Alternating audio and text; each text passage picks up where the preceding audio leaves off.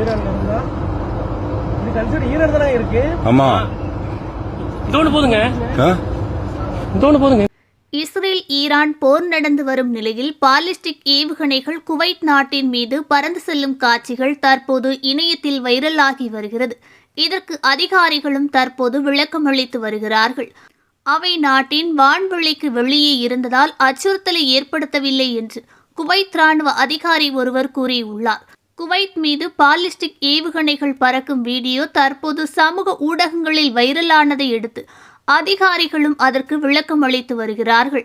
ஏவுகணைகள் மிக உயரத்தில் பறந்ததாகவும் எந்த அச்சுறுத்தலையும் ஏற்படுத்தவில்லை என்று அதிகாரிகள் விளக்கியுள்ளார்கள். திங்கட்கிழமை அதிகாலை குவைத் மீது ஏவுகணைகள் பறந்து செல்லும் காட்சிகள் இணையத்தில் மிகவும் வைரலாகி வருகிறது. குவைத் ஈரானுக்கும் இஸ்ரேலுக்கும் இடையில் அமைந்துள்ளது. அணுமின் நிலையம் ஈரானின் தெற்கு மாகாணமான புஷேரில் அமைந்துள்ளது. இது குவைத்திலிருந்து 300 கிலோமீட்டர் தொலைவில் மட்டுமே உள்ளது. இது கடலால் மட்டுமே பிரிக்கப்பட்டுள்ளது. நாட்டின் கதிரியக்கம் மற்றும் வேதியியல் நிலைமைகள் 24 மணி நேரமும் கண்காணிக்கப்பட்டு வருவதாக அதிகாரிகள் கூறியுள்ளார்கள்.